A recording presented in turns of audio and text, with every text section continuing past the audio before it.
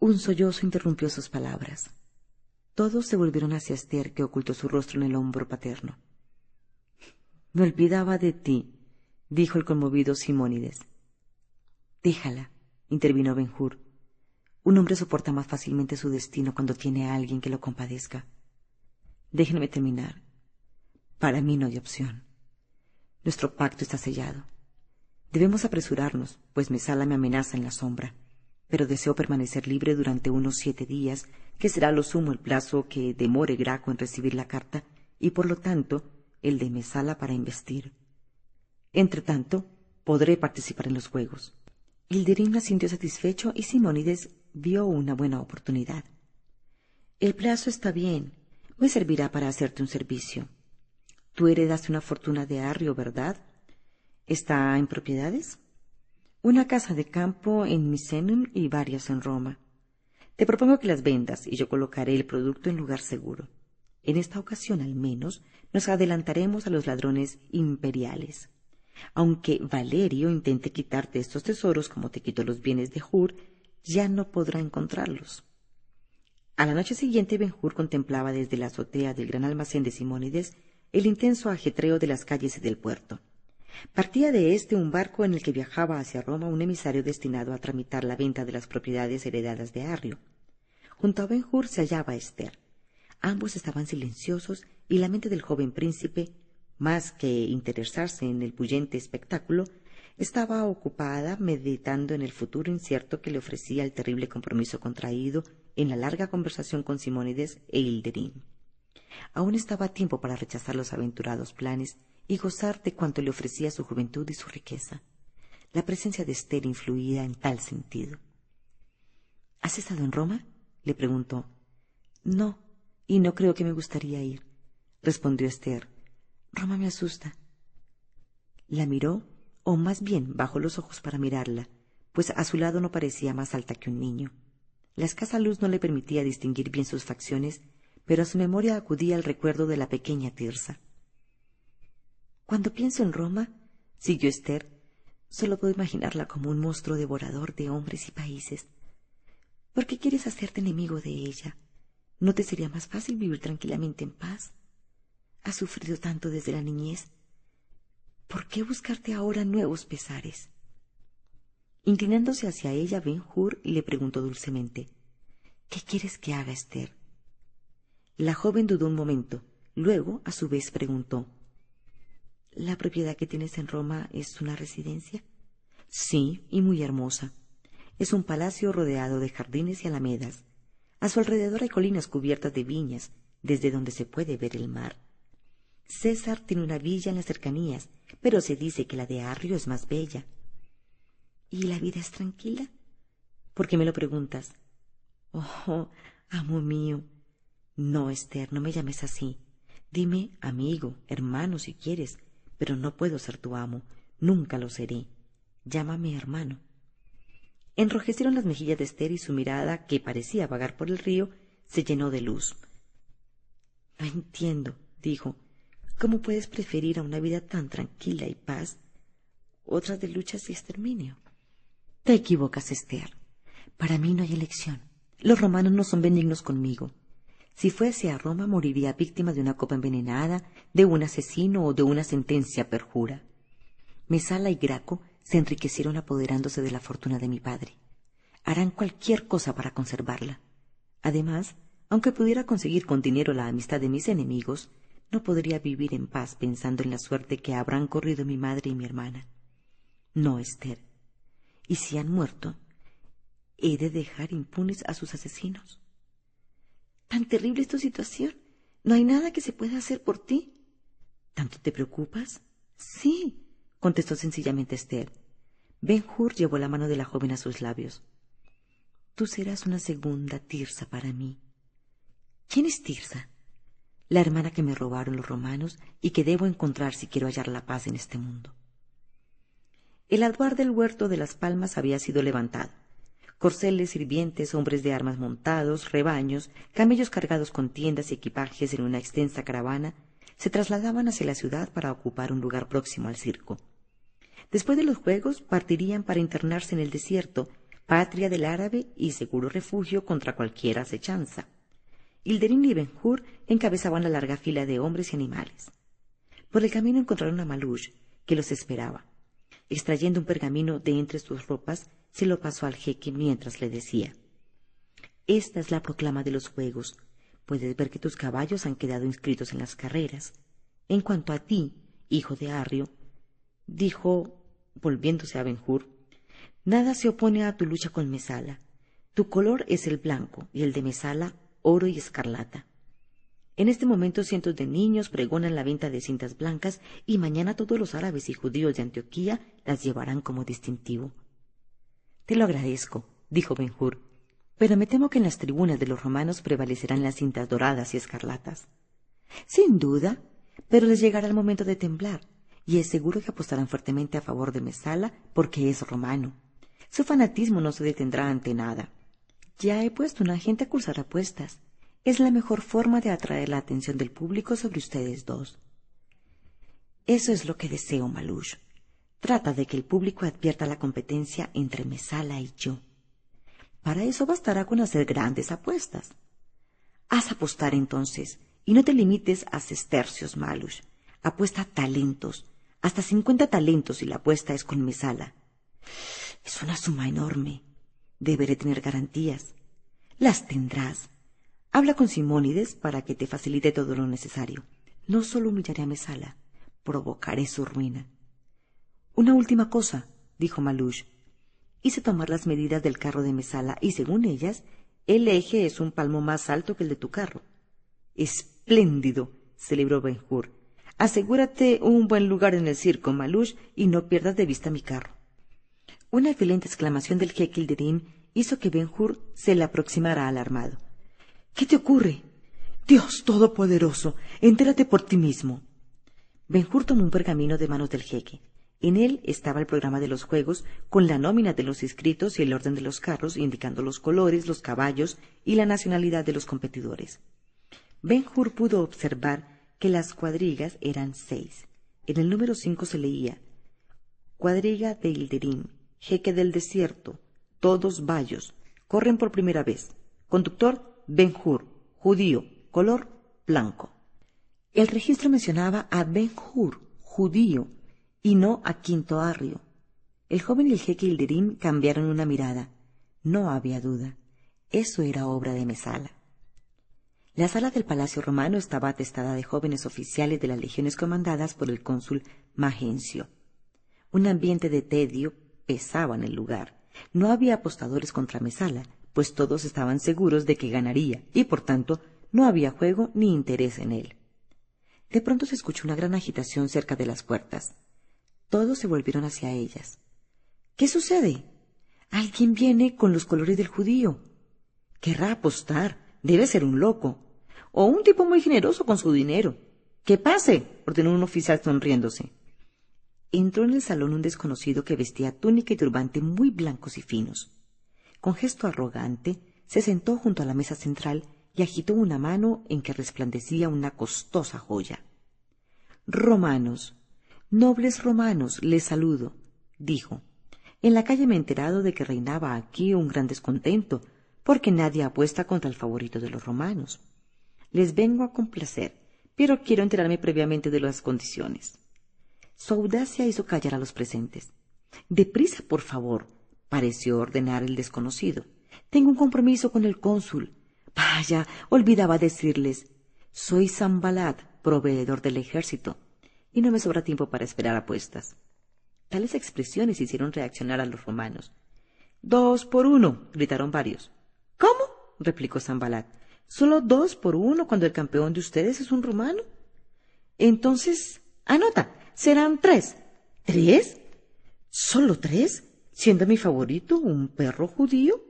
¡Que sean 4! terció un oficial joven, molesto por el tono burlón de Sanbalat. 5, apuesten 5, repuso Sanbalat. 5, por el honor de Roma. Está bien, judío, exclamó Mesala con un gesto de despecho. Yo fijaré el monto de la apuesta. Tú anota, 5 talentos y no 20. Era cuanto poseía. Sanbalat, sin chistar, corrigió la cifra y dirigiéndose a los demás lanzó un desafío. —Romanos, otra apuesta si se atreven. 5 talentos contra otros 5, a que el color blanco sale vencedor. Los desafío a todos. Hubo un silencio general. —¿Qué? —gritó aún más alto. —Dirán mañana en el circo que un perro de Israel vino al palacio lleno de nobles romanos y les ofreció una apuesta que ninguno tuvo el valor de aceptar. Los estaba hiriendo en lo peor de su orgullo. —¡Basta, insolente! —chilló Druso. —Escribe la apuesta y déjala sobre la mesa. Mañana, cuando me asegure de que dispones de tanto dinero, aceptaré tu desafío.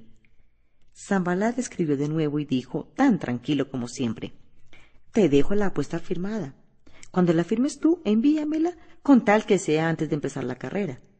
Estaré al lado del cónsul. La paz sea con ustedes. Esa noche circuló por toda la ciudad la noticia de las formidables apuestas y Ben-Hur con su cuadriga atrajo el interés general en su lucha contra Mesala. Todos sabían que se jugaban sus fortunas en esta competencia. A pesar de eso, Ben-Hur durmió profundamente como nunca. Al toque breve y penetrante del clarín, las cuadrigas salieron a la pista. La multitud que repletaba el circo se incorporó de un salto. Se escucharon gritos vitoreando a los competidores. 2 nombres predominaban en boca de la muchedumbre: Ben-Hur por Judá e Israel, Ben-Hur por Arabia, Ben-Hur. Roma es inmortal, arriba Mesala. Un nuevo toque de clarín dio la orden de partida.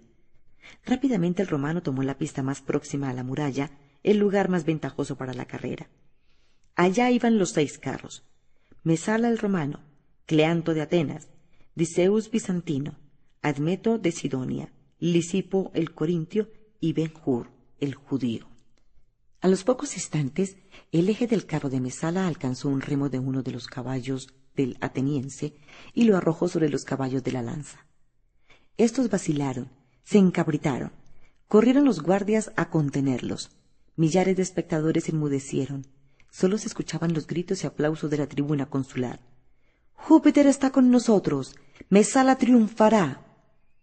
El ateniense, que había dominado sus caballos, reanudaba la carrera cuando le alcanzó el carro del bizantino. Una rueda de éste se estrelló con la parte trasera del carro del accidentado ateniense. Se produjo un gran crujido, un aullido de rabia y dolor, y el infortunado Cleanto cayó bajo los pies de sus propios corceles. Un grito de horror recorrió el estadio, y Esther se cubrió el rostro con sus manos. 3 carros pasaron sobre el caído. Cuando Esther se aventuró a mirar de nuevo, ya los sirvientes sacaban apresuradamente los caballos y el carro destrozado. Cleanto, inconsciente, salía en brazos de otros. De pronto vio a Ben-Hur que corría al lado del romano. Tras ellos, formando un grupo, iban el sidonio, el corintio y el bizantino. Como hemos visto en el momento del accidente, Ben-Hur ocupaba el 6º lugar, al extremo izquierdo. Por un instante quedó cegado por la reverberación de la arena, pero reponiéndose de inmediato dio una mirada a Mesala, que era para él algo más que un rival en la carrera. El romano mostraba su habitual altanería. Ben-Hur comprendió que éste se lanzaría contra el muro y que chocaría entre ellos los carros que intentaran aventajarle. Prudentemente no quiso arriesgarse y cedió el puesto a su adversario. Inclinóse a la derecha y a toda velocidad de sus corceles sobrepasó oblicuamente a los demás competidores y logró colocarse junto a Mesala por el lado exterior. La destreza de su maniobra arrancó gritos de entusiasmo en el público. Corrieron juntos, apenas separados ambos carros por un pequeño espacio. Mesala pareció advertir entonces la presencia de Ben-Hur. —¡Abajo Eros y arriba Marte! —gritó, y restallando su látigo diestramente, lo dejó caer con toda su fuerza sobre los lomos de los corceles árabes. El asombro hizo enmudecer por un momento a la multitud, pero luego estalló la indignación como un trueno que estremeció el estadio. El gesto de Mesala era una infamia que tuvo su inmediato repudio. Los 4 caballos saltaron espantados. Nadie hasta entonces había puesto la mano sobre ellos ni sometido a semejante castigo. Enloquecidos, se precipitaron arrastrando el carro como si fuera una pluma. Pero la experiencia adquirida siempre es útil. ¿De dónde habría sacado Ben-Hur la fuerza suficiente en los brazos sino de los largos y penosos ejercicios de las galeras? ¿Y qué significó para él el brusco salto de su carro que hubiera derribado a cualquier otro, sino un vaivén más en la cubierta de un barco en plena tempestad? Dominó, pues, la situación, firme en su puesto. Con palabras cariñosas fue pacificando a sus palafrenes, y en poco tiempo ya era dueño de ellos y corría junto al carro del romano. Por mucha que fuera su audacia, Mesala no se atrevió a intentar otro gesto que encendería las iras del público. Mirando de reojo a su contendor, guiaba diestramente la cuadriga y animaba a sus caballos intentando adelantarse. La alegría de sus partidarios no tenía límites. Ya iban en la cuarta vuelta. Mesala mantenía su posición junto a la muralla y Ben-Hur corría paralelo a él por el exterior, seguidos ambos por los otros 3 competidores. Aumentaba la velocidad de los corceles, melenas al viento. En las tribunas se cruzaban atrevidas apuestas. «¡100 sestercios por el judío!», gritó Sanballat. El interés se concentraba en los 2 corredores que se distanciaban del resto. Hilderim había dejado de acariciarse la barba con inquieta mano, y Esther observaba el desarrollo de la competencia con ojos iluminados por la esperanza.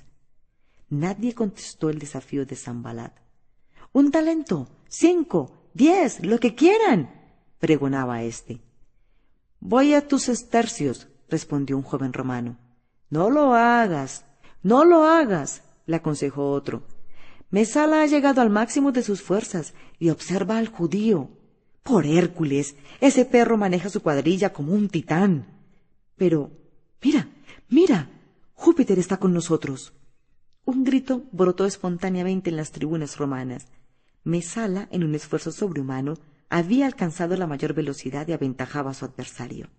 La alegría de su bando llegó al paroxismo. Gritaban, aullaban y agitaban en el aire sus colores. Mesala se arriesgaba corriendo muy pegado al muro. Ben-Hur, a su saga, procuraba adelantar. «Yo no soy un buen juez», comentó Simónides, «pero algo se propone el hijo de Hur. Basta mirar su rostro». Desde la galería, Malush vio a Ben-Hur inclinarse hacia sus corceles y soltarles toda la rienda. Fustigó el látigo y lo hizo restallar sobre ellos sin tocarlos. Esto fue suficiente para que se lanzaran como una tromba.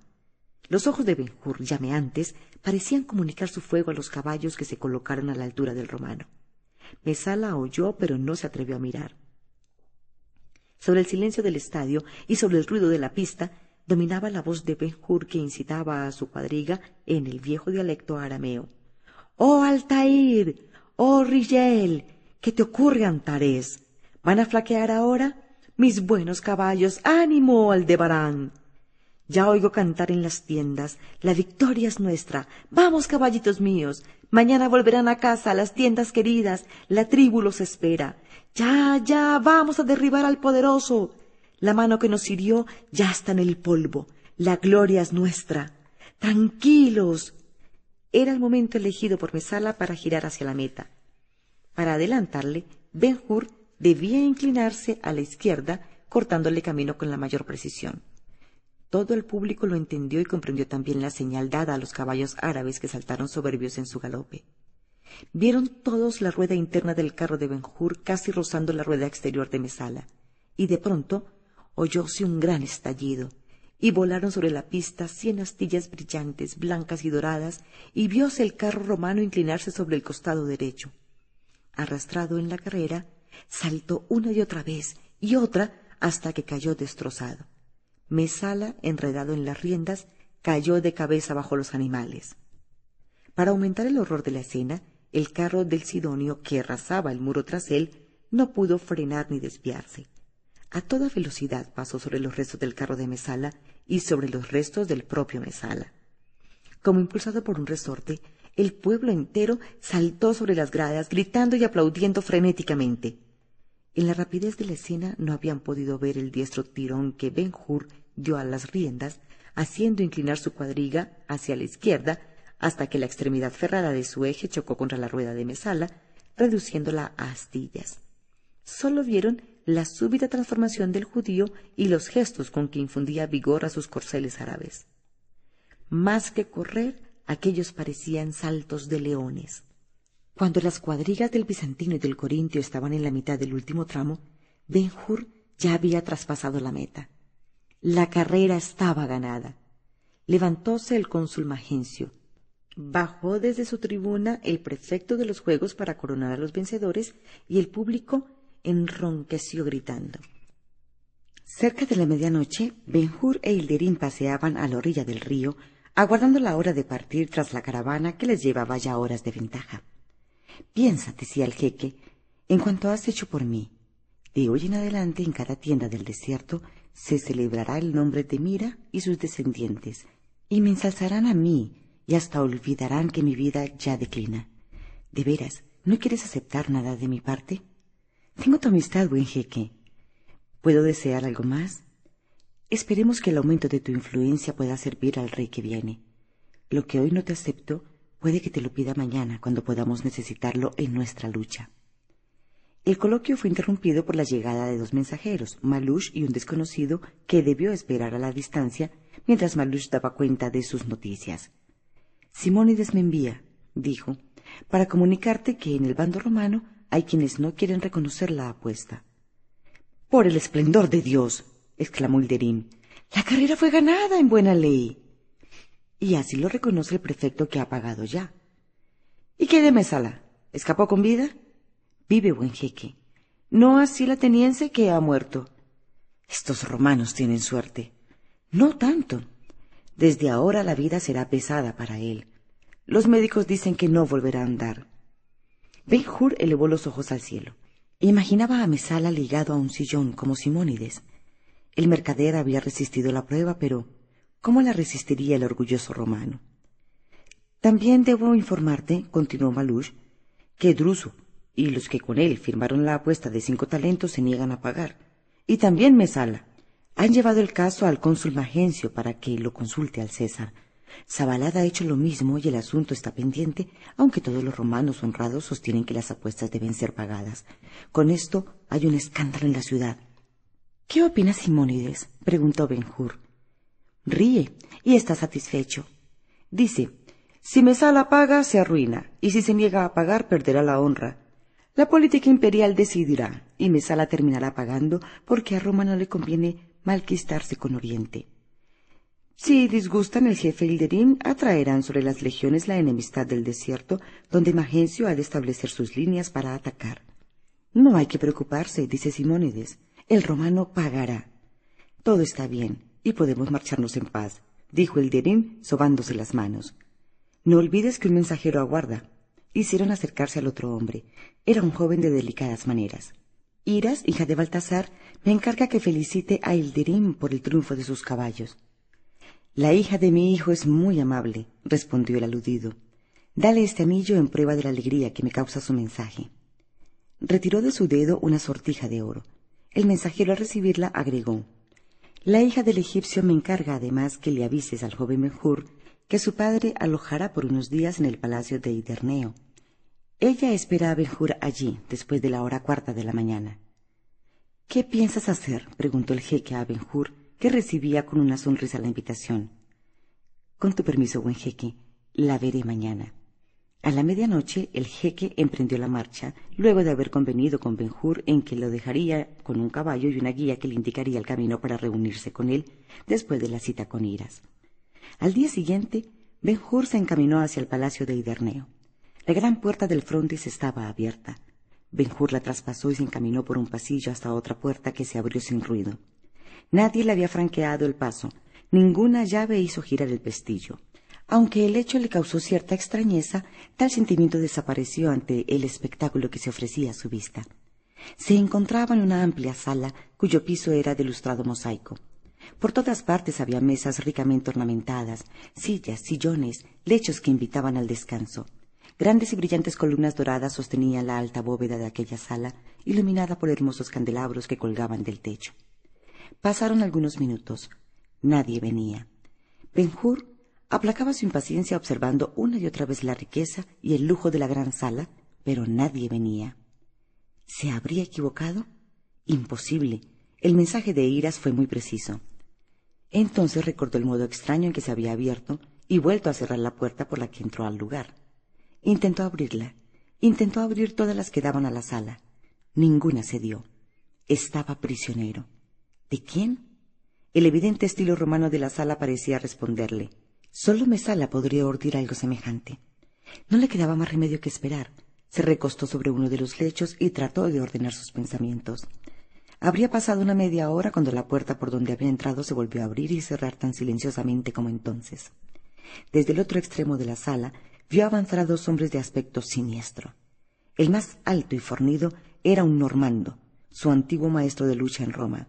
El que le acompañaba era un muchacho joven y los dos vestían a la usanza de los gladiadores. Sin duda, aquello era una trampa mortal. Pero dispuesto a defenderse hasta las últimas consecuencias, se despojó rápidamente de sus amplias vestiduras, desnudó su cabeza y se quitó sus distintivos judíos, quedando vestido solo con una túnica semejante a la de sus enemigos. Yendo hacia ellos, les habló en latín. —¿Quiénes son ustedes? Los extranjeros lo miraron y el normando preguntó a su vez. —¿Y tú, quién eres? —Un romano. El gigantesco normando se echó a reír. —Ni un dios puede hacer un romano de un judío. Luego dirigió unas palabras a su compañero y avanzaron. —¡Quietos! —ordenó el hijo de Hur. A ti te reconozco, eres Thor, el normando. En Roma eres maestro, y yo fui uno de tus discípulos. Por las barbas de Herminio, nunca enseñé a un judío. Puedo demostrarte que no miento. ¿Vienen a matarme? Así es, repuso el normando muy tranquilo. Entonces deja que tu compañero luche conmigo y te probaré que fui tu discípulo. Hablaron algunas palabras los dos gladiadores en un extraño idioma. Ambos parecían divertirse muchísimo con el ofrecimiento del israelita. Thor acercó un lecho y se dejó caer en él extendiendo su enorme cuerpo. —Está bien —gruñó—. Daré la señal. Ahora, comiencen. Se enfrentaron. Ben-Hur amagó un golpe con su derecha. El extranjero se defendió avanzando el brazo izquierdo. Entonces, de un modo fulminante, Ben-Hur lo cogió por la muñeca, empujó la extremidad de su adversario hacia la garganta y el hombro derecho, obligándole a realizar un medio giro, y descargó su poderoso puño en la nuca, detrás de la oreja. No hubo necesidad de más. El púgil cayó pesadamente sin lanzar un grito. —¿Qué? ¿Cómo? —Por las barbas de Herminio —gritó el asombrado Thor, incorporándose del lecho y riendo a carcajadas—. Ese es mi golpe favorito, pero no lo puede dar nadie que no tenga mi fuerza. Tú no eres judío. ¿Quién eres? ¿Recuerdas a Arrio, el dumbiro? Quinto Arrio. Sí, era mi patrono. Tenía un hijo. Sí, conocí a ese muchacho. Habría sido un estupendo gladiador. El propio César le ofreció su patrocinio y yo le enseñé ese golpe. Yo soy el hijo de Arrio. Thor se aproximó unos pasos y lo examinó atentamente. Brillaron sus ojos y riendo le tendió la mano. y ese me dijo que encontraría aquí un perro judío cuya muerte sería un regalo para los dioses. ¿Quién te lo dijo? Preguntó Ben-Hur, estrechando la mano del gigante. Mesala. ¿Cuándo, Thor? Anoche. Creí que estaba muy herido. Nunca volverá a caminar. En su lecho estaba cuando me lo dijo. Ben-Hur comprendió que mientras viviera el romano, le acecharía con su odio inextinguible. No le quedaba más razón de existir que la venganza. Sanballat le había arrebatado la fortuna y Ben-Hur la fama. Ahora, la fuerza de su odio podría entorpecer la misión de dar apoyo armado al rey que vendría. Tal vez podría servirse del propio Thor para acabar con Mesala. Rechazó la tentación y, observando el cuerpo sin vida de su adversario, forjó un plan. Dime, Thor, ¿cuánto te ha dado Mesala por matarme?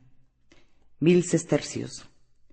Podrás cobrarlos aún si haces lo que te digo, y yo agregaré otros 3000. Ayer gané 5000, más 1000 del romano son 6000. Dame 4000, buen Arrio, y me tendrás a tu disposición. Dame los 4000 y mato a Mesala si lo deseas. Solo tendría que taparle la boca con mi mano. Así. Y explicó la acción gráficamente poniendo la mano sobre su propia boca. Tendrás los 4000 sin necesidad de manchar tus manos con sangre. Podrás volver a Roma y comprarte una tienda de vinos cerca del circo. ¿Verdad que tu compañero se parecía a mí? Como 2 frutas de un mismo árbol.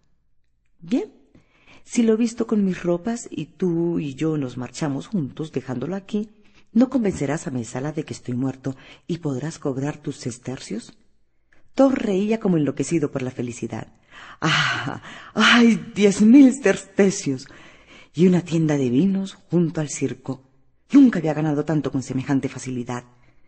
Dame tu mano, hijo de Arrio, y si vas a Roma, no te olvides de visitar la taberna de Thor, el normando. Por las barbas de Herminio, tendrás el mejor vino, aunque deba quitárselo al César. Por la noche en casa de Simónides, Ben-Hur refirió los acontecimientos del palacio de Iderneo. Convinieron en que, pasados unos días, se haría la denuncia a las autoridades de la desaparición del hijo de Arrio. Si fuera necesario, recurrirían hasta el propio Magencio, y si el misterio no se aclaraba, Mesala y Graco se quedarían tranquilos, suponiéndose libres de su enemigo. Entretanto, Ben-Hur podría viajar tranquilamente a Jerusalén. Al despedirse de sus huéspedes, Esther lo acompañó hasta la escalera. «Si encuentro a mi madre, Esther, te irás con ella a Jerusalén para ser la hermana de Tirsa». Ben-Hur cruzó el río cerca del último campamento de Ilderim, donde lo esperaba el árabe que le guiaría. Tomaron los caballos. «Este es el tuyo». Ben-Hur lo reconoció. Era Aldebarán, el más veloz de los corceles de Ilderim.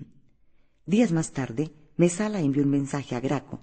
Le comunicaba para su definitiva tranquilidad la muerte de Ben-Hur. Han pasado 30 días desde la partida de Ben-Hur para reunirse con el jeque Ilderim. En este tiempo han ocurrido importantes cosas para el destino del joven.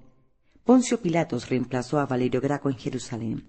El cambio de procurador ha aumentado las tribulaciones de la población judía.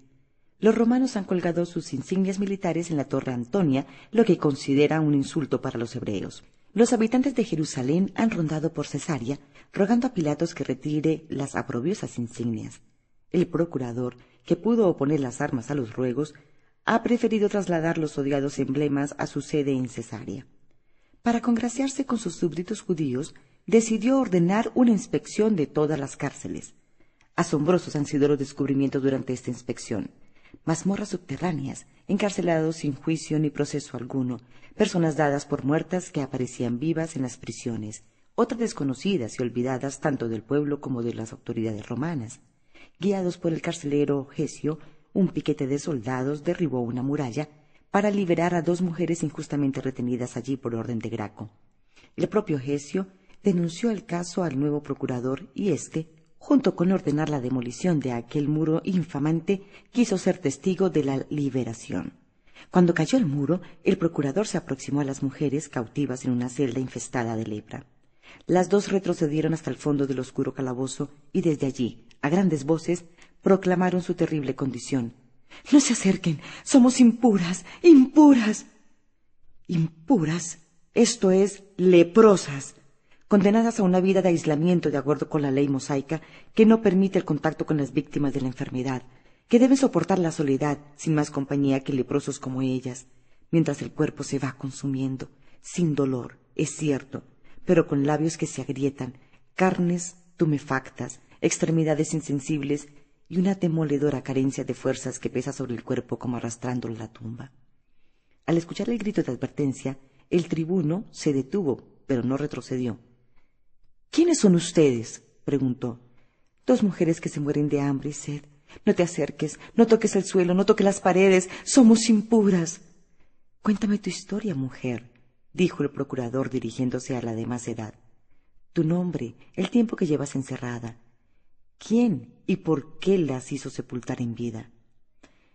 «Hubo una vez en Jerusalén un príncipe llamado De-Hur, amigo de los buenos romanos y del mismo César. Yo soy su viuda y esta es mi hija». «¿Por qué fuimos encerradas? ¿Cómo podría decírtelo si yo misma no lo sé, a menos que fuera porque éramos ricas?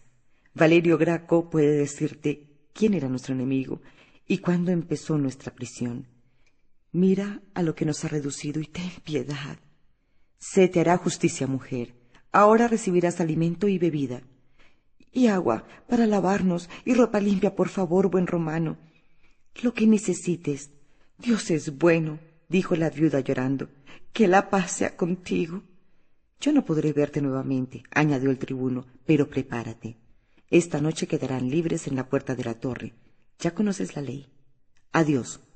Y se alejó del calabozo con sus hombres. Poco más tarde, algunos esclavos llevaron un cántaro de agua, una jofaina y paños para asearse, un plato con carne y pan y 2 vestidos de mujer.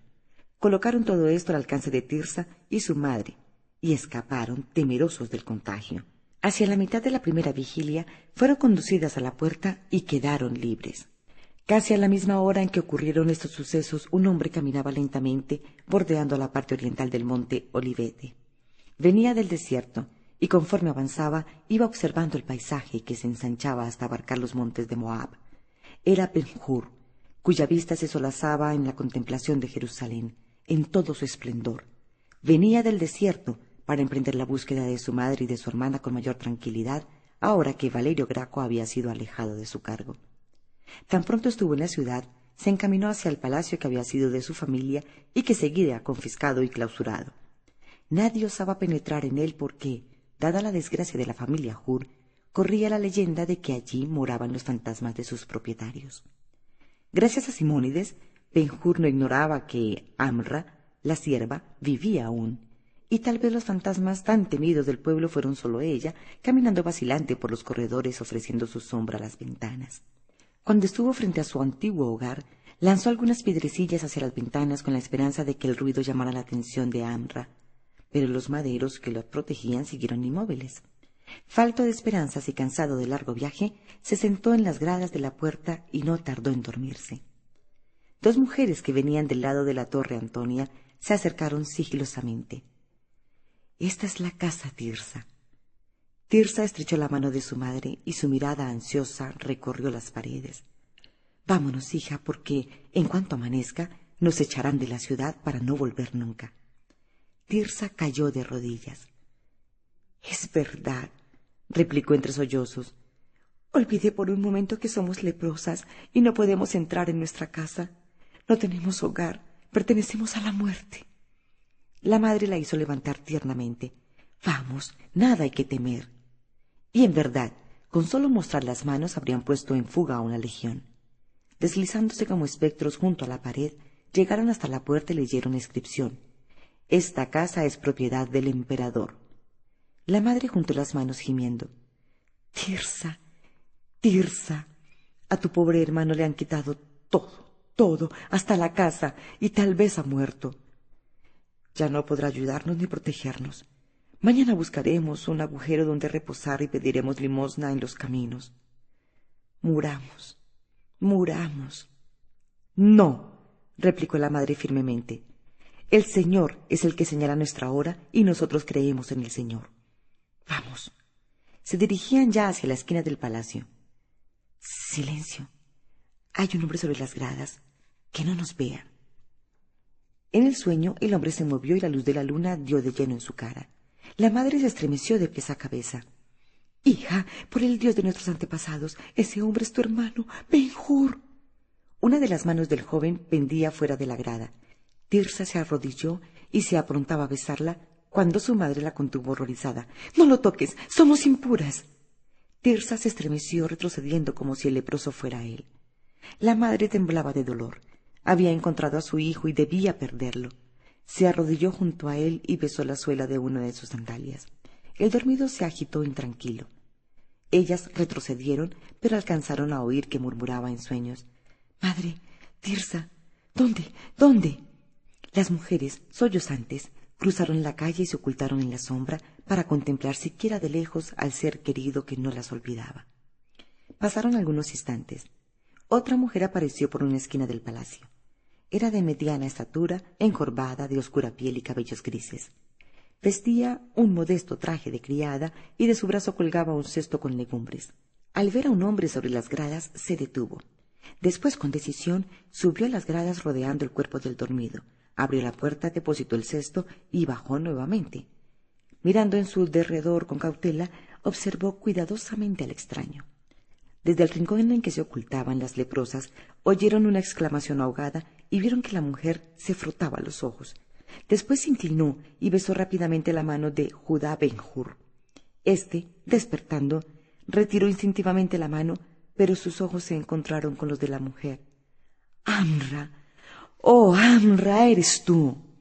La pobre mujer ni siquiera pudo contestar. Se abrazó al joven, llorando de alegría. Con suavidad se desprendió él de sus brazos, levantó el rostro y la besó. «¿Y mi madre? ¿Y Tirsa? Habla, por favor, ¿dónde están?». Tirsa iba a adelantarse, pero su madre la contuvo, murmurando a su oído: «No lo hagas por tu vida, somos impuras». Amra, entre tanto, solo atinaba a llorar. «Ibas a entrar», dijo Ben-Hur, señalando la puerta. «Vamos, entraré contigo. Esta es mi casa». Mintieron los romanos. Caiga sobre ellos la maldición de Dios. Ven conmigo, Amra. Y entraron. Tan pronto amaneció, los primeros que encontraron a las leprosas las expulsaron a pedradas de la ciudad.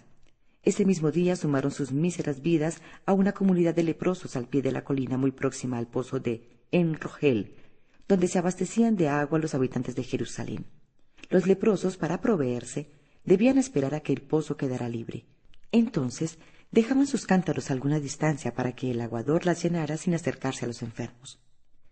2 días después de la aparición de su amo, Amra se acercó al pozo de En-Rogel. Sentóse sobre una piedra y dejó en el suelo un cesto con provisiones y una jarra. En sus sigilosas visitas al mercader había oído una noticia que la llenó de una alegría mezclada con el más profundo dolor. Se decía que 2 prisioneras leprosas habían sido puestas en libertad. Por los demás comentarios pudo comprender de inmediato que esas mujeres no podían ser otras que la madre y la hermana de Ben-Hur. Habría querido comunicar tal noticia al joven, pero se contuvo para no añadir a sus penas la de saber leprosas a las 2 mujeres. Guardó, pues, un acongojado silencio. En la parte más baja del cerro abría su oscura boca una ancha tumba que más de una vez había atraído la curiosidad de la sirviente. Aquella mañana vio salir precisamente de ella a 2 mujeres que se apoyaban penosamente la una en la otra. Miraban en su derredor como si el lugar fuera desconocido para ellas, y Amra creyó verlas temblar de horror ante el espantoso conjunto de seres desgraciados del que ahora formaban parte. Avanzaron lentamente hacia el pozo, sin comprender los gritos con que sus compañeros de infortunio trataban de detenerlas. «¡Impuras! ¡Impuras!». Seguramente desconocen las costumbres de los leprosos, pensó Amra. Se levantó y fue a su encuentro con el cesto y la jarra. «Son demasiado viejas», se dijo. «No pueden ser ellas». Y se volvió. «Amra», exclamó una de las leprosas. «¿Quién me llama?» «Amra». La asombrada sierva clavó sus ojos en el rostro de la que le hablaba. «¿Es mi ama?», preguntó. «Nosotras somos las que buscas». «Ama mía, alabado sea el Señor, que me trajo hasta aquí». Y cayendo de rodillas se acercó arrastrándose. «Detente, no te acerques». Estas palabras la detuvieron. Con la frente en el polvo sollozaba. De pronto se irguió. «¿Y Tirsa?» «Estoy aquí, Amra», exclamó la otra mujer. «Por favor, dame un poco de agua». De inmediato, Amra se dispuso a servirla. «No te acerques. Impuras, impuras». La leprosa tomó los alimentos y el agua con las manos temblorosas. «¿No hay nada que pueda hacer por ustedes?» «Sí, sé que Judá ha vuelto a casa. Lo vi hace 2 noches dormido en la escalinata». «Ama mía, lo viste y no te acercaste. Quizá nuestro aspecto lo hubiera matado. Amra, tú lo quieres. Daría mi vida por él. Pruébame que lo quieres, no diciéndole nunca que nos has visto y dónde estamos. Pero si las busca desesperadamente, no debe hallarnos ni saber lo que ha sido de nosotras. De hoy en adelante nos ayudarás como lo has hecho hoy. Vendrás cada mañana y cada noche y nos hablarás de él, pero a él ni una palabra de nosotras». Y cogiendo una la cesta y la otra el jarro, volvieron a su tumba. No duró mucho tiempo escondido el terrible secreto que Amra tan celosamente ocultara de Ben-Hur. Las averiguaciones que afectaban a Malush por encargo del joven terminaron por dar frutos en una entrevista que se libró con el tribuno para inquirir detalles sobre las 2 cautivas de la Torre Antonia. Y Ben-Hur conoció, desgarrado de dolor, el triste destino de su madre y de su hermana. «Leprosas, mi madre y Tirsa leprosas. ¡Cuánto sufrimiento, Señor! A estas horas quizá estén muriendo». «Voy en su busca», exclamó poniéndose de pie. «¿A dónde irás?», preguntó Malush. «Al único lugar donde les es permitido ir». Las súplicas de Malush no lograron convencerle de que dejara la búsqueda en sus manos, y juntos partieron hacia el lugar en que los leprosos se reunían a pedir limosnas. Allí estuvieron muchas horas repartiendo dádivas y preguntando por las 2 mujeres. Fueron casi 2 meses de inútiles averiguaciones. Tirsa y su madre conservaron el secreto y desorientaron a los que hacían indagaciones deseosos de ganarse una propina. Por uno que otro dato obtenido, Ben-Hur pudo establecer que 2 leprosas habían sido expulsadas de la ciudad en un amanecer. Cotejando fechas, llegó a la certeza de que esas mujeres eran su madre y su hermana. No era suficiente que los seres más queridos de mi familia fueran leprosos, exclamaba en el colmo de su amargura. Además tenían que sufrir la afrenta de ser apedreadas en su propia ciudad. Con toda seguridad han perecido, extraviadas en el desierto. ¿Hasta cuándo, Señor, tendremos que soportar las perversidades de Roma? Furioso, desesperado, lleno de sentimientos de venganza, volvió a la posada donde se alojaba y cuyo patio estaba lleno de gente arribada la noche anterior. Mientras almorzaba, observó a un grupo de galileos que hablaban entre sí. Ben-Hur trataba de imaginárselos cubiertos con armaduras, disciplinados, convertidos en una legión, como la que él deseaba formar. Como una tromba, entró en el patio un hombre gritándoles: «¿Qué hacen aquí? ¿No saben que los rabinos y los ancianos han ido al templo a hablar con Pilatos?» Al instante todos lo rodearon. ¿A hablar con Pilatos? ¿Para qué? ¿No saben que Pilatos pretende construir un acueducto con los tesoros del templo? ¿Cómo? ¿Con un tesoro sagrado? Es una iniquidad. Vamos, vamos a protestar. En un momento todos estuvieron listos y se dirigieron a la puerta. Entonces Ben-Hur se acercó a uno de ellos. «Hombres de Galilea, yo soy Judá. ¿Me admiten con ustedes?» «Tendremos que combatir. No seré el primero que huya». Frente al pretorio, la muchedumbre era tan compacta que, aunque hubieran querido, los galileos no habrían podido avanzar. Tuvieron que quedar atrás. Se escuchaban gritos. «Pilatos, si eres el gobernador, ¿por qué no sales? ¡Que salga, que salga!» De pronto se oyeron sordos golpes y lamentaciones. Una gran agitación estremecía a la multitud. «¿Puedes ver lo que pasa?», preguntó Ben-Hur a uno de los galileos. «No, voy a levantarte». Lo alzó en sus fuertes brazos. El galileo dijo: «Hay unos individuos armados de palos pegándoles a la gente. Visten como judíos. Pero son romanos. Los palos llueven sin misericordia. Apalean a un rabino. Es un anciano.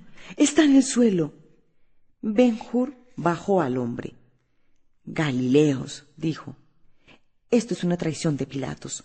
Ahora vamos a enfrentarnos con los apaleadores. Vamos al plantío de Herodes». Los galileos entusiasmados lo siguieron. En la arboleda de Herodes desgajaron las más gruesas ramas y en un momento estuvieron armados de sólidas estacas. La plaza era un campo de batalla. La muchedumbre enloquecida trataba de escapar. «¡Contra la pared!», gritó Ben-Hur, «y dejen pasar a esa chusma». Cuando los romanos, que vapuleaban a la gente riendo a carcajadas, se encontraron con aquella hueste armada, titubearon sorprendidos. El griterío era atronador. Llovían los palos, rápidos y mortíferos. Los romanos, confundidos ante el grupo que los igualaba en número, se fueron retirando poco a poco, y luego huyeron a refugiarse en el pórtico. Los furiosos galileos los habrían seguido hasta la escalinata, pero Ben-Hur los contuvo. «¡Alto, compañeros!», gritó. «El centurión viene con la guardia. Tiene espadas y escudos. No podemos combatir contra ellos». «Mucho hicimos ya. Ahora retrocedamos y que cada uno se vaya por donde pueda». Al ver que se alejaban, el centurión les gritó: «¡Esperen, perros de Israel!». Ben-Hur, riendo, le contestó en su propia lengua: «Si nosotros somos perros de Israel, ustedes son los chacales de Roma. Quédate ahí, que ya volveremos». Los galileos aplaudieron y comenzaron a disolverse. A poco andar, Ben-Hur se encontró con el centurión que le salía al camino. «Tú, insolente, ¿eres judío o romano? Soy un hijo de Judá, nacido aquí. ¿Qué deseas? Espera y nos veremos las caras». «¿Los dos solos?». «Como quieras». Ben-Hur se rió. «Valiente romano, digno hijo del bastardo Júpiter. Sabes que no tengo armas». «Te presto las mías», replicó el centurión. «Yo tomaré las de un guardia». La gente que oía este diálogo enmudeció y el silencio se extendió a toda la multitud. Poco tiempo hacía que Ben-Hur había vencido a un romano ante los ojos de toda Antioquía. Bien podía vencer a otro a la vista de Jerusalén entera. Una nueva victoria podía ser provechosa para la causa del rey que había de venir. Sin vacilar, se adelantó y dijo al centurión: «Estoy dispuesto. Basta con que me dejes tu espada y tu escudo. ¿Y el yelmo y la coraza? No los necesito, pero recuerda, soy un hijo de Judá, pero en Roma fui lanista, maestro de armas. defiéndete bien. Y acometió a su enemigo. Avanzó el romano, dirigiéndole una estocada al pecho. Rió el judío, desviándola. El centurión embistió hacia la cara, pero Ben-Hur saltó rápidamente a la izquierda. Deslizó su escudo por debajo del brazo en alto del adversario, hasta que la espada y el brazo que le sostenían quedaron retenidos. Un paso más y el costado derecho del romano quedó a su alcance. Ben-Hur hundió su espada y con un ruido sordo el centurión se desplomó. Cuando el pueblo se dio cuenta de la victoria del judío, rompió en gritos de alegría. Pero el joven silenció los clamores con un gesto. «Hermanos, hemos cumplido nuestra tarea. Ahora es necesario separarnos. ¿Ustedes se dirigen a Betania? Allá vamos. Entonces llévense en este escudo y esta espada. Por ellos los reconoceré cuando volvamos a encontrarnos». Y cortando con sus pasos la creciente multitud, se alejó. Después de encontrarse y reunirse secretamente con los galileos en Betania, Ben-Hur partió con ellos a su país, donde la fama de sus proezas le rodeó de influyente prestigio. Antes de que terminara el invierno, ya había organizado 3 legiones a la manera romana. Hubiera podido formar muchas más, porque el espíritu guerrero del pueblo estaba pronto, pero era preciso ser prudente y no despertar sospechas en los romanos y en Herodes Antipas. En el desarrollo de sus planes, Judá contaba con el apoyo de Simónides, que le procuraba armas, y de Hilderim, que vigilaba las fronteras y le proveía de víveres y toda clase de provisiones. Una tarde estaba Ben-Hur con un grupo de galileos sentado a la puerta de la gruta que le servía de cuartel general, cuando llegó hasta él un mensajero árabe portador del siguiente mensaje. Jerusalén, Nisan IV. Ha aparecido un profeta que dice es Elías. Ha pasado años en el desierto y, en mi opinión, es un profeta verdadero que precede, según sus palabras, a otro mayor que él y al que espera en la orilla oriental del Jordán. Lo he visto y oído, y estoy seguro de que espera el rey que nosotros aguardamos. Ven y juzga por ti mismo. Todo Jerusalén, enormes gentíos, acuden para observarle. Malush. El rostro de Ben-Hur se llenó de alegría. Amigos, este mensaje nos comunica que nuestra esperanza está por realizarse. Vuelvan mañana a sus casas y preparen a la gente para que pueda reunirse en cuanto yo les avise. Yo iré a ver si en realidad ha llegado el rey. Entretanto, vivamos alegres con esta esperanza. De inmediato envió cartas a Simónides y a Hilderim, comunicándoles las nuevas y su intención de ir enseguida a Jerusalén. En cuanto cayó la noche, montó en el veloz Aldebarán y se puso en camino precedido por un guía. Amanecía cuando el guía anunció: «Detrás de nosotros viene un camello. Un jinete a caballo parece conducirlo». No tardó Ben-Hur en observar que un gran dromedario blanco se acercaba llevando una litera. Detrás cabalgaba un etíope. La imagen era inconfundible, y Ben-Hur no se equivocó. Los viajeros eran Baltasar y su hija Iras. «La bendición del verdadero Dios sea contigo y los tuyos», saludó Baltasar, «y contigo y los tuyos la paz del Señor». «Los años han debilitado mis ojos», agregó Baltasar, «pero creo que eres el hijo de Hur». «Y tú eres Baltasar», repuso el joven, «el sabio egipcio cuyas palabras me trajeron al desierto. ¿A dónde vas tan solo?» «El que está con Dios nunca va solo», contestó el anciano. «Vine con una caravana que se dirige hacia Alejandría, pero su paso era tan lento que opté por separarme y adelantarla». Reiniciaron juntos la marcha y a poco andar llegaron hasta un oasis. Un limpio manantial brotaba de entre las rocas. Iras se hizo llevar una copa de cristal. «Quiero ser tu sierva junto a la fuente», dijo a Ben-Hur, y llenando la copa se la ofreció. «Bebe tú primero», dijo Ben-Hur. «En mi país se dice, mejor es ser copero de un afortunado que ministro del rey. Y tú eres el afortunado triunfador de Antioquía». Turbado, Ben-Hur no respondió. «Y también el afortunado vencedor de un centurión en Jerusalén». El hebreo enrojeció de satisfacción, no solo por los triunfos que Iras le recordaba, sino porque ésta parecía interesada en él hasta el extremo de seguir todos sus pasos. Pero, ¿cómo sabía Iras la derrota del centurión cuando nadie conocía el nombre del contrincante? ¿Y qué más sabría la egipcia de él? A pesar de su agrado, estaba perplejo. Iras lo notó y dijo: «Agradezco a los dioses de Egipto, porque he encontrado a un héroe y porque la víctima inmolada en el palacio de Interneo no fue él». «Hermosa joven», respondió Ben-Hur, «si yo fuera egipcio, griego o romano, diría levantando mi copa: gracias, dioses, porque en este mundo de desdichas existe la belleza, y por ella brindo, por Iras, la hermosa hija del Nilo. Pecas contra tu ley, has libado por dioses falsos, te acusaré a los rabinos. Rió Ben-Hur. Eso sería lo menos peligroso de que podría acusarme la que tanto sabe de mí. Y también a la pequeña judía, la pequeña rosa del jardín de Simónides, le repetiré lo que has dicho tomando a los dioses por testigos. Iba a responder Ben-Hur, pero Baltasar se acercó impidiéndoselo. —¿Sabes si hay algún camino más corto para ir a Jerusalén? —inquirió. —Sí, el de Rabat Gilead es más corto, pero más difícil. Es el que yo seguiré. Han transcurrido casi 3 años. Ben-Hur, por medio del fiel Maluch, ha comprado a Pilato su antiguo hogar de Jerusalén. No soportaba verlo abandonado y en ruinas. Una vez adquirido, lo restauró hasta devolverle su primitivo aspecto y lo llenó de riquezas. Allí aloja cuando viene a la ciudad. Allí residen Baltasar y su hija Iris, y se hospedan durante una temporada Simónides y Esther, que han llegado recientemente de Antioquía. Aquella tarde arriba un mensajero con un paquete dirigido a Simónides. Al tomarlo en sus manos, Esther enrojece. Ha reconocido el sello de Ben-Hur. «Lee, niña», dice Simónides. «Bien sabes quién lo envía». «Sí, padre, es de nuestro amo».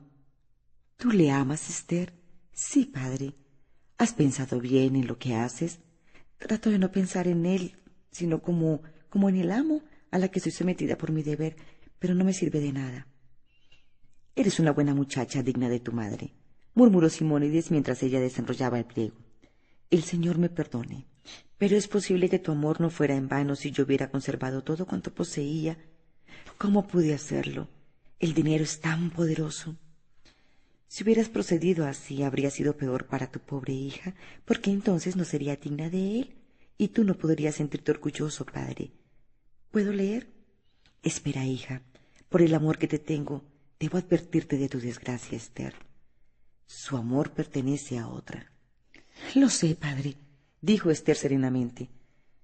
«La egipcia lo tiene en sus redes. Esa mujer une a su belleza a la astucia de su raza, pero no tiene corazón. La hija que desprecia a su padre hará la desgracia de su marido». «¿Es posible?» «Sí, ella se ríe de la fe de Baltasar. Ayer la oí decir, las locuras de la juventud son excusables, y nada es tan digno de admirar como la sabiduría de la vejez. Pero cuando ella falta y es reemplazada por locuras, los viejos están de más en este mundo». Palabras inhumanas, propias de un romano. Cuando Ben-Hur haya tomado por esposa a la egipcia, se acordará con pesar de ti, Esther, porque comprenderá que ha llegado a ser el instrumento de la ambición de su esposa, que solo sueña con el poder de Roma. Para ella es el hijo de Arrio, el duumviro, y no el hijo de Hur, príncipe de Jerusalén. Esther con angustia suplicó, «Sálvale, padre». Con un gesto de duda, Simónides replicó, «Un hombre que se ahoga puede ser salvado, pero no un hombre que se enamora». «Pero tú tienes gran ascendiente sobre él, hazle ver el peligro, dile quién es esa mujer». Iras entró en ese momento radiante de belleza y felicidad. Con un gesto la egipcia les indicó que se acercaran a la balaustrada de la terraza, mientras Simónides parecía meditar absorto. «Vendrá el rey», dijo. Esther la miró con inocente sorpresa. «El Nazareno», aclaró Iras, «llegará mañana, y esta misma noche lo hará Ben-Hur. Me escribió avisándome, y me ha ofrecido una mansión en Roma si acepto ser su prometida. Alégrate conmigo, querida, abrázame, bésame». Se oyeron apresurados pasos en la calle. La egipcia interrumpió sus comentarios y se asomó. «Alabada sea Isis, ahí viene Ben-Hur». Y ante el silencio de la muchacha, que pensaba dolorida en que Ben-Hur le escribía a la egipcia, pero no tenía para ella ni una palabra en la carta dirigida a su padre, Iras añadió, «Por los dioses de Egipto, ¿puedes guardarte tus besos, pequeña? Otros más agradables me esperan. Voy por ellos».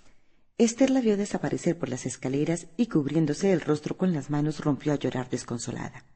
Una hora más tarde, hallábanse conversando Baltasar y Simónides, este último asistido por Esther, en el gran salón del palacio cuando se presentaron Ben-Hur e Iras. Ben-Hur se detuvo admirado y sorprendido al ver que la joven judía era ya toda una mujer y de excepcional belleza. Contemplarla avivó en su corazón el recuerdo de sus promesas y preocupaciones acerca de su madre y su hermana. ¿Acaso opacadas por la febril actividad en que se desarrollaba su existencia y por la ambición que la influencia de iras había hecho nacer en su espíritu. La paz sea contigo, dulce Esther, y contigo, Simónides. Bienvenido sea en la casa de tus padres, hijo de Hur. Háblanos de tus trabajos y del Nazareno. Ansiamos escucharte. Una mujer entró en ese momento. Amra, querida Amra. La anciana se le aproximó y arrodillándose abrazó las piernas de Judá, que la hizo levantarse. ¿Sabes algo de ellas, mi buena Amra? La mujer rompió en sollozos que decía más que las palabras. Hágase la voluntad del Señor, dijo Ben-Hur gravemente. Ven, siéntate a mi lado, Amra. No. Entonces, a mis pies, y escucha cuánto tengo que contar a estos buenos amigos. Amra apoyó su espalda a la pared y cruzó las manos sobre sus rodillas, contemplando a su joven amo. Este comenzó diciendo: Mañana vendrá el Nazareno a la ciudad para visitar el templo que él llama la casa de mi padre. Según se rumorea, allí se proclamará rey. Viaja con 12 hombres muy humildes, todos a pie, sin nada que se asemeje al séquito de un rey. Nada los diferencia, pero cuando él habla, no cabe duda de que es el maestro. Me pregunto qué se puede pensar de un hombre que, pudiendo convertir en oro las piedras, prefiere ser pobre. Según los griegos, sería un filósofo, comentó Iras. Hija, nunca los filósofos tuvieron poder para semejantes cosas, repuso Baltasar, que agregó dirigiéndose a Ben-Hur. Pero, ¿cómo sabes que puede hacerlo? Lo he visto convertir el agua en vino.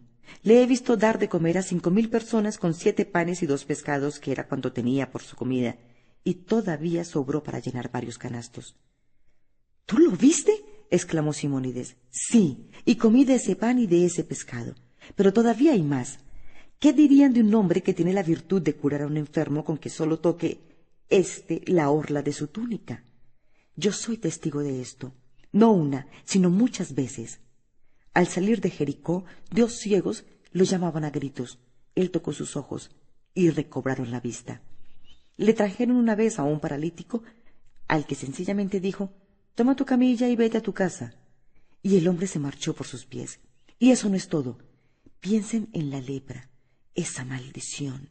Al oír estas palabras, Amra se enderezó como para escuchar mejor. ¿Qué no tiene más remedio que la muerte? Yo he visto a un leproso que se le acercó en Galilea y le dijo: Si tú quieres, puedes sanarme. Él tocó al desdichado con sus manos diciéndole: Sé limpio. Y en aquel instante el hombre quedó sano y limpio. Y en otra ocasión 10 leprosos se arrodillaron ante él suplicándole: Maestro, ten piedad de nosotros. Él les dijo: Vayan y preséntense ante los sacerdotes como ordena la ley. Antes de que lleguen estarán sanos. Lo vi, lo oí. ¿Y sanaron? Por completo. A los pocos pasos la enfermedad desapareció. Sin que nadie lo advirtiera, Amra se levantó y salió silenciosamente. ¿Pueden imaginarse?, prosiguió Ben-Hur, cuántas ideas germinaron en mi corazón viendo estas cosas, pero todavía no se despejaban todas mis dudas y recelos. Ustedes saben que los galileos son valientes e impetuosos, y después de aguardar tantos años, solo desean combatir. No se decide a proclamarse, hay que obligarlo. Me decían, y yo también pensaba, si ha de ser rey, y las legiones están dispuestas, ¿a qué esperar? Un día en que él estaba predicando a orillas del mar, resolvimos coronarle. Pero adivinó nuestras intenciones y se alejó mar adentro en una barca. Buen Simónides, los deseos que enloquecen a los demás hombres, riquezas, poder, veneración de todo un pueblo, no ejercen sobre él la menor atracción. ¿Qué piensas de eso? El mercader, cuyo mentón descansaba sobre el pecho, levantó la cabeza y respondió: Vive el Señor y vivan las palabras de los profetas. Él también aún no ha madurado. Esperemos. Tal vez mañana tengamos la respuesta. Dejémoslo así, pero aún no he terminado. Díganme, ¿conocen a alguien que haya arrebatado su presa a la muerte? ¿Quién sino? ¡Dios!, concluyó Baltasar fervorosamente.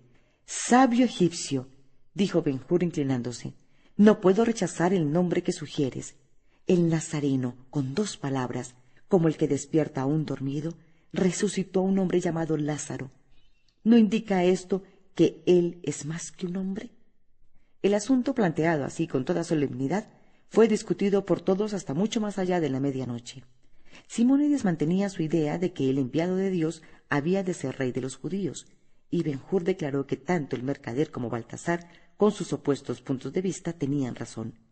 El Nazareno era el Redentor, como creía Baltasar, y por tanto el rey prometido que Simónides aguardaba. Mañana veremos. La paz sea con ustedes. Con estas palabras Ben-Hur se despidió para volver a Betania. La primera persona que salió de la ciudad al siguiente día fue Anra con su cesta al brazo. Caminó aprisa y pronto divisó a su ama sentada junto a la puerta de la tumba. Tirsa dormía en el interior. Los daños producidos por la lepra en esos 3 años eran horribles. Conscientes del espanto que su aspecto debía producir, la viuda llevaba siempre un velo sobre su rostro y sólo se descubría lo indispensable, aunque no tuviera más testigos que su hija. Mientras permanecía sentada meditando sus dolores en la soledad, apareció en lo alto del cerro, cansada y tropezando, una mujer con una cesta. Se levantó y cubrió su cabeza gritando con áspera voz: «¡Impura! ¡Impura!». Pero este grito no detuvo a Anra, pues ella era la recién llegada que se acercó a su ama y se arrojó a sus pies besando su vestido. Trató de desasirse la viuda de Itamar, pero, viendo que era imposible, procuró calmarse. «¿Qué has hecho, Amra? ¿Pretendes mostrarme amor desobedeciéndome? Estás perdida y a él, a tu amo, no podrás verlo jamás». Amra seguía a sus pies llorando. «Ahora estás proscrita como nosotras. No puedes volver a Jerusalén. ¿Qué va a hacer de nosotras? ¿Quién nos traerá el pan? ¿Cuánto mal has hecho, Amra, con tu desobediencia? Ahora todas estamos perdidas». «Piedad, piedad», respondió la sierva entre sollozos. «Debiste tener compasión de ti misma y de nosotras. Ahora nadie nos ayudará. ¡Ah, sierva desleal! ¿No era suficiente la ira del Señor?». El ruido despertó a Tirsa, que apareció en el umbral de la tumba. Su aspecto era indescriptible. Cubierta de escamas y de lívidas cicatrices, casi ciega, brazos y piernas hinchados hasta la deformidad, ni los ojos más hábiles habrían podido relacionarla con su aire de otros tiempos, ni reconocer en ella la gracia infantil, la angelical pureza de los pasados días de felicidad. «¿Es Amra, madre?». La criada quiso echarse a sus pies. «¡Quieta, Amra!», gritó la viuda imperiosamente. «Te prohíbo que te acerques. Levántate y vete antes de que pueda verte los que vengan al pozo». «Pero no, no, ya es demasiado tarde. Ahora tienes que quedarte con nosotras y compartir nuestra suerte. Levántate, te digo». Amra se enderezó, pero solo para quedar de rodillas, y con voz entrecortada exclamó: «Oh, mi buena ama, no soy desleal, no soy mala, traigo buenas noticias. De Judá hay un hombre prodigioso que puede sanarlas. Le basta una sola palabra para curar a los enfermos y resucitar a los muertos». «Pobre Amra», dijo Tirsa, llena de compasión. «Tienen que creerme», repuso la sierva al notar la duda en las palabras de Tirsa. «Es verdad, como que Dios existe. Vengan conmigo. Hoy pasará por el camino que conduce a la ciudad. Créanme». «¿Quién te ha hablado de él?». «Mi amo, Ben-Hur». «¿Y él te envía?». «No, él cree que ustedes murieron». «Hubo un profeta en otro tiempo que sanó a un leproso», dijo la viuda recordando. «Pero su poder venía de Dios. ¿Cómo sabe Judá que ese hombre tiene igual poder?». «Porque ha viajado con él y lo vio sanar a varios». La madre parecía reflexionar. Sus manos temblaban. De pronto, un rayo de esperanza iluminó su pensamiento. «Debe ser el Mesías». Hace años en Jerusalén y por toda Judea se escuchó la historia de que el Mesías había nacido. «Lo recuerdo bien». «Sí. Amra, te creemos. Trae agua del ánfora que hay en la tumba y comamos algo antes de partir». Después de un breve desayuno, las 3 mujeres se pusieron en camino. Tomaron el sendero del monte para llegar hasta Betfagé y esperar ahí el paso del Nazareno, o averiguar si se dirigía a Jerusalén por otra ruta. Tirsa caminaba con gran dificultad y la madre animaba sus pasos con la esperanza de la salvación. Amra se aproximó a la desfalleciente joven y, sin pensar siquiera en los riesgos del contagio, le ofreció su ayuda. «Échame tu brazo al cuello. Soy vieja, pero todavía estoy firme y el camino no es tan largo. ¡Ánimo!». Aunque la fiel sierva se esforzaba por sostenerla, llegó un momento en que Tirsa se desplomó exhausta. «Sigue tu madre, sigue con Amra. Déjenme aquí», susurró. «No, Tirsa, ¿Para qué quiero mi salud si tú no la tienes? Y cuando Judá pregunte por ti, ¿qué le diría? Dile que no he dejado de quererle. Aparte de Amra, otro testigo había asistido a la milagrosa curación. Ben-Hur, que seguía constantemente al maestro, presenció la aparición de las leprosas en el camino, escuchó las súplicas y pudo ver el rostro devastado por la enfermedad. Oyó también la respuesta del nazareno y mientras los demás se marchaban, se sentó sobre una piedra para observar lo que aconteciera. Entre los que pasaban había muchos galileos con los que intercambió saludos. Casi entre los últimos iba un árabe de atezado rostro, conduciendo 2 caballos por el cabestro. A un signo de Ben-Hur se acercó. «Quédate aquí», le ordenó. «Debo llegar pronto a Jerusalén y necesito a Aldebarán». Acarició la frente del hermoso animal y cruzó el camino para acercarse a las mujeres. Deseaba comprobar una vez más los poderes sobrenaturales del hombre por el que estaba dispuesto a luchar. Al acercarse a la roca en que la sierva se había quedado medio oculta, la reconoció. «Por el Dios vivo, es Amra», dijo, y corriendo se acercó a ella. «Amra, ¿qué haces aquí? Amo mío, cuán bueno es tu Dios que es el mío». Al verla, Ben-Hur tuvo el presentimiento de que su presencia allí estaba ligada a aquella de las 2 leprosas, junto a las cuales había pasado, y se volvió rápidamente al tiempo que ellas se levantaban. Judá se quedó petrificado y mudo. ¿Sería aquello una alucinación? Esa mujer era la imagen de su madre, y la joven que la acompañaba, ¿acaso no era su hermana Tirsa? Pero, ¿entonces era cierto que no habían perecido víctimas del romano? «Amra, dime que no me engaño. ¿Son ellas? Háblales, amo». Con los brazos abiertos, Ben-Hur se precipitó hacia ellas, sin escuchar siquiera la advertencia que su madre le hacía, llevada por la costumbre. «¡Impuras! ¡Impuras! ¡Madre! ¡Tirsa!». Y los 3 se abrazaron. Todo esto ocurría entre el 21 y el 25 de marzo. En la noche de este último día, Ben-Hur, cediendo a su inquietud, cabalgó hasta la ciudad. Pero la proximidad de la Pascua ocasionaba muchas idas y venidas. Malush no estaba en la hospedería donde Judá pensó encontrarlo. Al llegar a su palacio supo que Baltasar y Simónides asistían a las fiestas, pero su más íntimo propósito era encontrarse con la egipcia, y ella sí que estaba en la casa de Hur. La actitud de Iras sorprendió al joven hebreo. Fría, dura las facciones, oscurecidos los ojos por el desprecio, lo observó de alto a bajo, diciéndole con intencionado tono: «Llegas a tiempo, hijo de Hur. Quería darte las gracias por tu hospitalidad, que disfrutaré hasta mañana». Ben-Hur se inclinó sin quitarle la vista. «En los juegos se acostumbra coronar al que gana la partida», siguió ella. «Lo que nosotros comenzamos ya terminó. Es el momento de ver quién se merece la corona». Como un homenaje a su perdida esperanza de un rey guerrero y conquistador y junto con ella la de su venganza personal contra los romanos, Ben-Hur bajó la frente. «Hija de Baltasar», dijo, «si has terminado tu juego te cedo la corona. Solo te pido que no hablemos más de esto. Si tienes algo más que decir, hazlo pronto. Yo me limitaré a escucharte, y si así lo quiere el destino, te olvidaré y seguiré solo mi marcha. Unas palabras más. Acuérdate de todo lo que sé de ti. Tú eres más romano que cualquiera de tus compatriotas y eso me lleva a salvarte». «¿Salvarme?». Los dedos de pintadas uñas de Iras jugueteaban con las perlas de su collar y su voz había vuelto a ser dulce y seductora. «Hubo un judío escapado de galeras que asesinó a un hombre en el palacio de Iderneo. Ese mismo judío mató a un centurión en la plaza del mercado de Jerusalén. Ha organizado 3 legiones de galileos para apoderarse del gobernador romano y ha concertado alianzas para combatir contra Roma. El jeque Hilderín es uno de sus aliados. Tú has vivido en Roma. Imagina que alguien repite cosas como estas ante quien tú sabes. Ajá, veo que palideces». Ben-Hur retrocedió, como el que descubre que se encuentra ante una fiera. «¿Sabes quién es ese llano? Si alguien le contase todo esto y le ofreciera pruebas, diciéndole que eres el hombre más rico de Oriente, el más rico del mundo, te aseguro que los peces del Tíber disfrutarían devorando tu cadáver». Ben-Hur no pareció impresionarse ante esta muestra de ruindad. «Para halagarte, hija de Egipto, debo reconocer tu astucia y admitir que estoy a tu merced. Podría matarte, pero no me olvido de que eres mujer.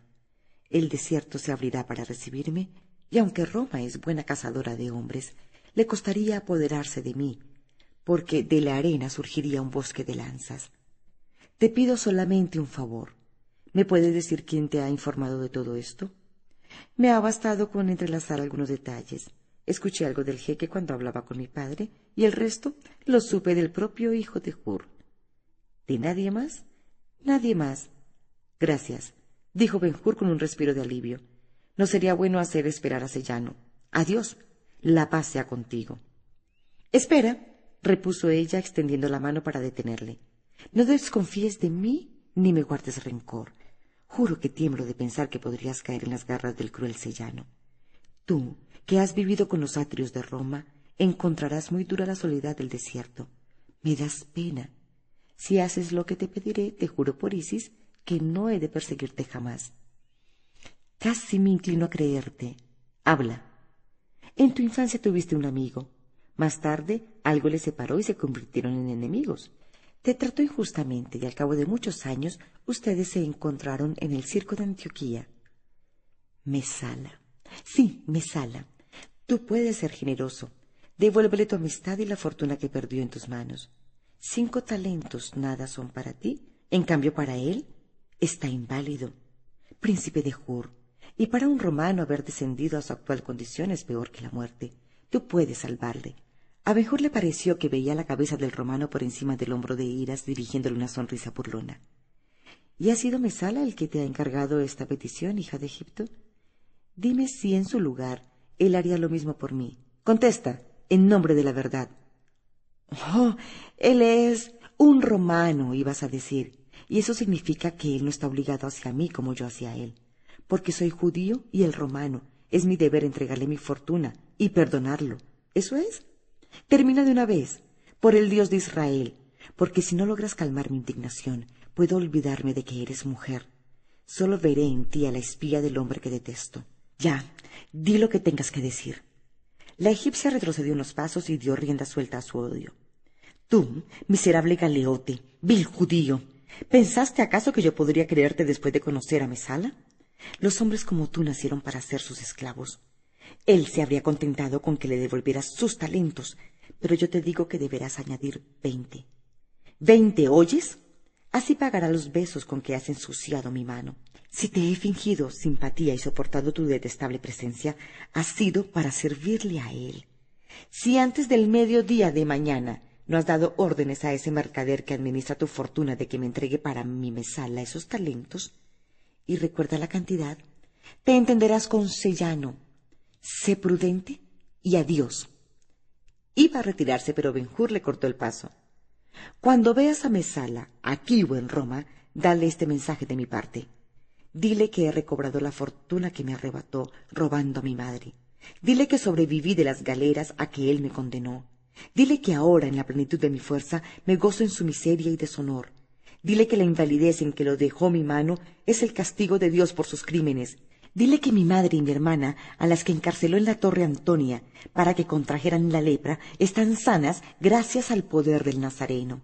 Dile que cuando Sellano quiera despojarme, no encontrará nada, porque la herencia de Arrio fue vendida y está a buen recaudo lejos de su amo, y que esta casa y el resto de mis bienes están protegidos por una garantía imperial. Dile que no quiero enviarle mis maldiciones junto con mi desprecio, porque tú eres la peor de ellas. Y ahora, vete. La acompañó hasta la puerta con suma cortesía y mantuvo la cortina en alto hasta que ella salió. Cuando Ben-Hur quedó solo, un profundo desaliento se apoderó de su espíritu. Pensar que durante años había estado a merced de la egipcia, íntimamente ligada a Mesala, y poniendo en grave riesgo a sus aliados y a su propia vida, le causaba una honda indignación.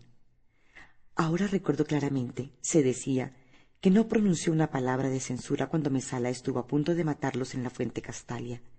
Más bien se diría que lo admiraba por su audacia. Y el misterio de la cita en el palacio de Iderneo. Ahora ya está claro. Ella me atrajo para que me mataran.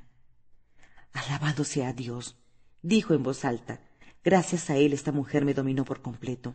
Ahora creo que nunca la quise de verdad. Aliviado por esas reflexiones, subió con paso ágil a la terraza.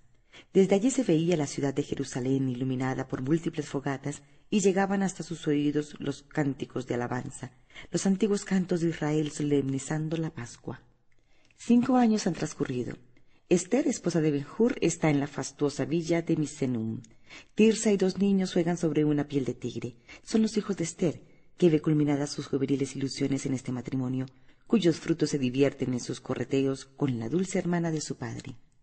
Un siervo interrumpe la escena para anunciar que una mujer desconocida desea hablar con su ama. «Que pase, la recibiré aquí». Al cabo de algunos instantes se presenta la extraña. Se levanta la hebrea y palidece al mirarla, vacila, se queda observándola, le parece conocerla. «¿Sí?», dice la recién llegada. «Soy Iras, la hija de Baltasar». «¿Son tus hijos?», agrega mirando a los 2 niños. «Sí. ¿Quieres conversar con ellos?». «Tal vez los asustaría», responde Iras acercándose a Esther. Hay en su rostro huellas de sufrimiento y amargura que la envejecen, a pesar de sus rasgos todavía hermosos. Viendo que Esther retrocede como atemorizada, la egipcia la detiene con un gesto. «No temas. Traigo un mensaje para tu marido. Dile que su enemigo ha muerto y que yo lo maté por las afrentas que me hizo sufrir». «¿Mesala?». «Su enemigo. Dile además que por el daño que le deseé tan intensamente he sido castigada en tal forma que él mismo tendría piedad de mí. No quiero compasión ni lágrimas. Dile que por fin he descubierto que ser romano equivale a ser un bruto. Adiós». «Espera, y habla con mi esposo. No te guarda resentimiento. Y yo soy lo que he querido ser. Dentro de poco todo habrá acabado para mí». «¿Nada puedo hacer por ti?». «Solo una cosa», repuso la egipcia, y acercándose a los niños los besó. Después se quedó mirándolos largamente y sin más palabras salió del palacio.